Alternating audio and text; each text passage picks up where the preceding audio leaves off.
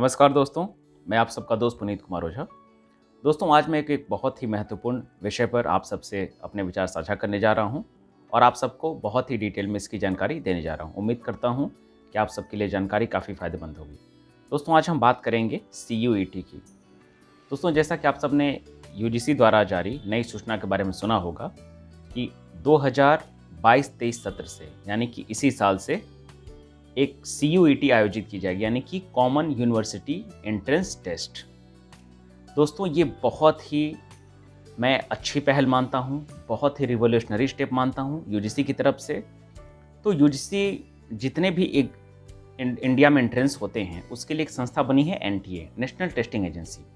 तो NTA ने इसका सारा प्रारूप तैयार किया है और आप सबको मैं और इसमें जानकारी देता चलूँ कि 2 अप्रैल से इसकी शुरुआत होगी फॉर्म भरने की और 30 अप्रैल तक लास्ट डेट है। दोस्तों, अब जानते हैं कि ये CUET क्यों आयोजित करने की ज़रूरत पड़ी, क्यों UGC को ये स्टेप लेना पड़ा। क्योंकि इसके पहले आप सबको पता होगा कि हर यूनिवर्सिटी के लिए अलग से एंट्रेंस देना पड़ता था और 2009 में जो नई सेंट्रल यूनिवर्सिटीज इस्टेब्लिश हुई थी उसका एक टेस्ट होता था CUCET। लेकिन दोस्तों, इस बार से UGC के चेयरमैन M जगदेश कुमार ने ये घोषणा किया कि देश के जितने भी विश्वविद्यालय हैं वो CUET स्कोर के आधार पर ही ग्रेजुएशन कोर्सेज में दाखिला देंगे। तो दोस्तों, ये बहुत ही कल्याणकारी स्टेप और बहुत ही रिवोल्यूशनरी स्टेप क्यों है, इसके बारे में आपको बता रहा हूँ। दोस्तों, जैसा कि दिल्ली विश्वविद्यालय के बारे में आपने सुना होगा कि वहाँ के जितने भी श्रेष्ठ कॉलेजेस हैं, जैसे कि Saint Stephen's College, Hindu College, Hansraj College, Miranda House और भी जितने ऐसे फेमस कॉलेजेस हैं, वहाँ पे क्या होता था कि पिछले कुछ सालों से काफ़ी विवाद हो रहा है वहाँ की एडमिशन प्रक्रिया पे। रीज़न क्या है कि CBSE और SSC बोर्ड में मार्क सिस्टम काफ़ी लिबरल है। तो फर्स्ट लिस्ट में ऐसा कई बार देखा गया वहाँ पे कि 100 परसेंटाइल स्कोर बना। तो सोचिए दोस्तों कि इसमें बहुत से ऐसे प्रतिभावान छात्र जो कि CBSE बोर्ड या ICSE बोर्ड में नहीं पढ़ते हैं क्योंकि उनकी आर्थिक स्थिति ठीक नहीं है, और देश का ज़्यादातर वर्ग ऐसा ही है जो कि महंगे स्कूलों को अफोर्ड नहीं कर सकता है। तो just because of percentage system वो वहाँ पे नहीं जा पाते थे। अब दोस्तों, इस सिस्टम की आलोचना होना लाजमी है। हालांकि ये पिछले काफ़ी दशकों से ये बात चल रही थी कि ये सिस्टम खारिज होना चाहिए।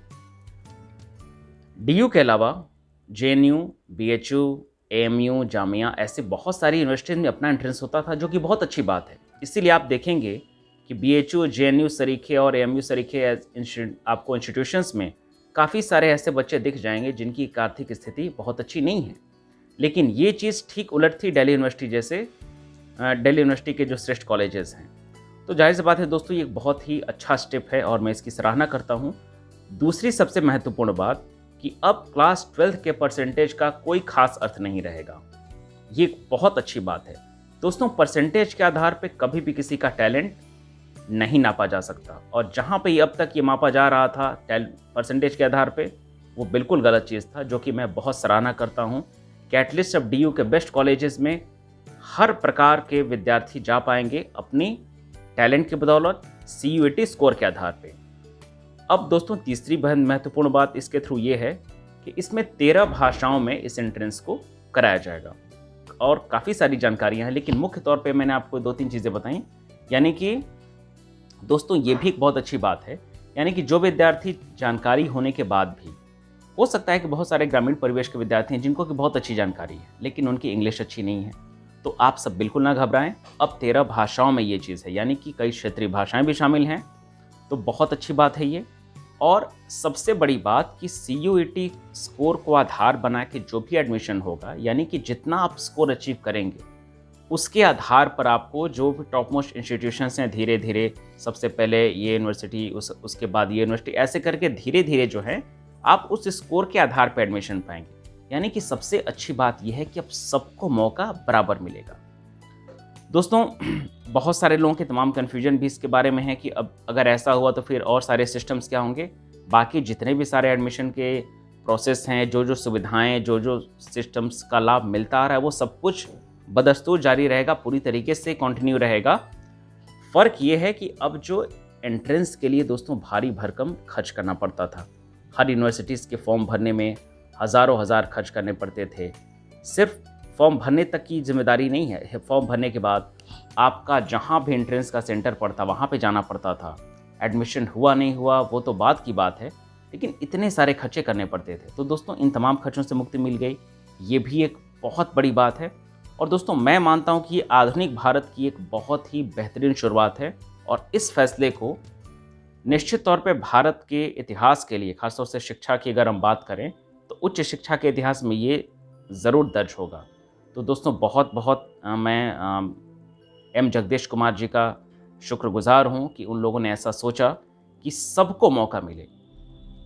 तो ये एक बहुत अच्छी बात है। अब दोस्तों फिर से मैं एक बार आप सबको बताते चलूँ कि CUET का मतलब है कॉमन यूनिवर्सिटी एडमिशन टेस्ट, ठीक है, यानी कि जितनी भी इंडिया की यूनिवर्सिटीज़ हैं सब CUET के आधार पर एडमिशन कराएंगे। दूसरा, मैंने आप सबको बता दिया कि भाषा की कोई बंदिश नहीं है, और अब सबको हर जगह मौका मिलेगा आपके स्कोर के आधार पे। और सबसे बड़ी बात कि लैंग्वेजेस की इतनी सारी इसमें छूट दी जा रही है, 13 लैंग्वेजेस हैं।